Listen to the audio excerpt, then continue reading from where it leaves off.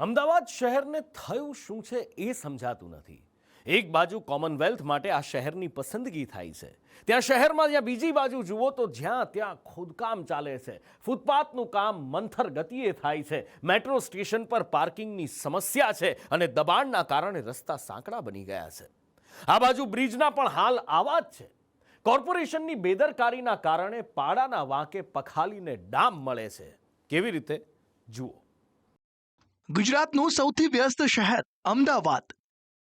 શહેરમાં જ્યાં જુઓ ત્યાં ખોદકામ, અધૂરા કામોને લીધે ઉડતી ધૂળ, દબાણોને કારણે રસ્તા બન્યા સાંકડા, વાયુ પ્રદૂષણથી સ્વાસ્થ્ય જોખમાં આવ્યું. અમદાવાદ શહેરમાં દિવસે ને દિવસે ટ્રાફિકની સમસ્યા વકરી છે. ફૂટપાથ પર દુકાનોના દબાણ અને મેટ્રો સ્ટેશન નીચે પાર્કિંગના અભાવે લોકો પરેશાન છે. આ બધાની વચ્ચે શહેરમાં બ્રિજોની સુરક્ષા અંગે ફરી એકવાર ગંભીર ચિંતા ઊભી થઈ છે.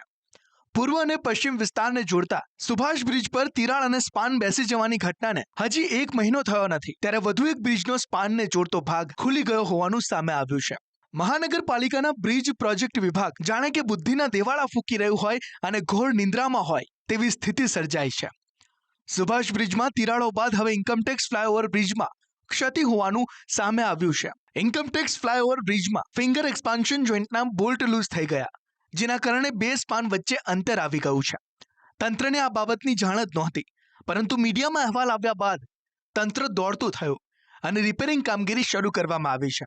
તંત્રનો દાવો છે કે બ્રિજના સ્ટ્રક્ચરને કોઈ હાનિ નથી પહોંચી અને બ્રિજ હજી ગેરંટી પીરિયડમાં હોવાથી કંપની દ્વારા તેનું રિપેરિંગ કરવામાં આવી રહ્યું છે.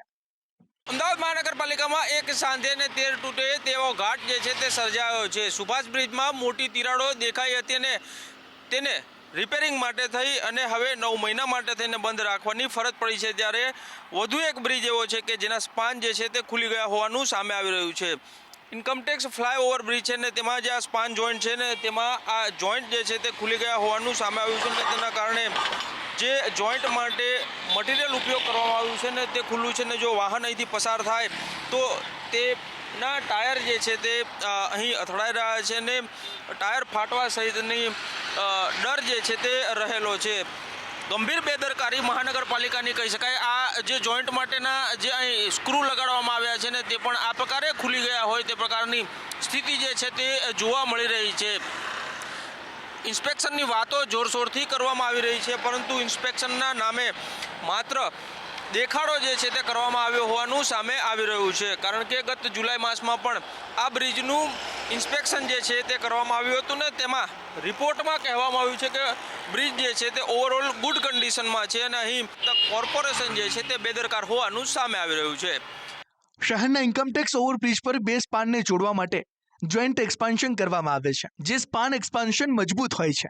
6 વર્ષ પહેલા બનાવવામાં આવેલા ઇન્કમટેક્સ ઓવરબ્રિજ પરના જોઈન્ટ એક્સપાન્શનના ભાગમાં જે બોલ્ટ લગાવવામાં આવેલા છે તે ભાગ ખુલી ગયેલો જોવા મળ્યો છે. બ્રિજના મધ્ય ભાગની આગળના ભાગે આ બોલ્ટ ખુલી ગયા છે, જેના કારણે 2 વ્હીલર ચાલકોને અકસ્માત થાય તેવી પૂરી સંભાવના જોવા મળી રહી છે. જે ભાગમાં બોલ્ટ ખુલી ગયેલા છે તેના નીચેના ભાગે એક સામાન્ય તિરાડ પણ જોવા મળેલી છે. આ સમગ્ર બાબતમાં હાલાકી માત્ર ટેક્સ ચૂકવનાર જનતા જ ભોગવી રહી છે. હાટકેશ્વર બ્રિજ તોડવાની કામગીરી ચાલે છે. આ તરફ સુભાષ બ્રિજ બંધ છે. સત્તાધાર બ્રિજની કામગીરી ચાલી રહી છે. સીએન વિદ્યાલય પાસે બ્રિજની કામગીરી ચાલુ છે. પાંજરાપુર બ્રિજની કામગીરી ચાલુ છે. વસ્ત્રાપુર ફાટક અને મકરબામાં બ્રિજની કામગીરી લટકી પડી છે. એસજી હાઈવે મકરબાથી કર્ણાવતી ક્લબ સુધી બ્રિજની કામગીરી ચાલુ.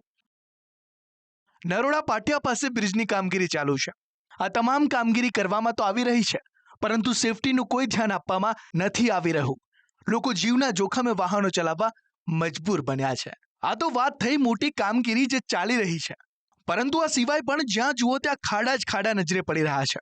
એક તરફ શહેરની ઓલિમ્પિક્સમાં પસંદગી થઈ છે, ત્યાં શહેરનો કોઈ એવો મુખ્ય માર્ગ નહીં હોય જ્યાં મહાનગરપાલિકા દ્વારા ખાડા ખોદી નાખવામાં આવ્યા ના હોય. બીજી તરફ બ્રિજના પણ આવા જ હાલ થયા છે.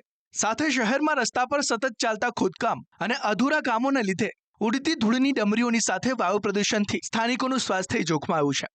અને ટ્રાફિકની સમસ્યા ન નડે એ રીતે આગામી સમયની અંદર એવા જો ડાયવર્ઝન આપવાના હશે તો એ ચોક્કસ આપવામાં આવશે. હાલ અલગ અલગ બ્રિજ ઉપર પણ ખાસ કરીને કામગીરી ચાલી રહી છે. ઇન્કમટેક્સ આપણે વાત કરીએ કે પંચવટી બ્રિજ, CN વિદ્યાલયવાળો બ્રિજ, FG હાઈવે પર નેશનલ હાઈવે દ્વારા પણ બ્રિજની કામગીરી ચાલુ છે. પરંતુ મહાનગરપાલિકા દ્વારા ટ્રાફિક ડાયવર્ઝન પોલીસ સાથે રહીને એના માટેના પણ પ્રયત્નો કરવામાં આવી રહ્યા છે. બિસ્માર રસ્તા હોવા છતાં તંત્ર તરફથી તેના નિરાકરણ માટે કોઈ પ્રયાસો કરાતા નથી. ત્યાં શહેરમાં એક પછી એક બ્રિજમાં ખામી સર્જાઈ રહી છે, જેનાથી લોકો ત્રાહિમામ પુકારી ગયા છે.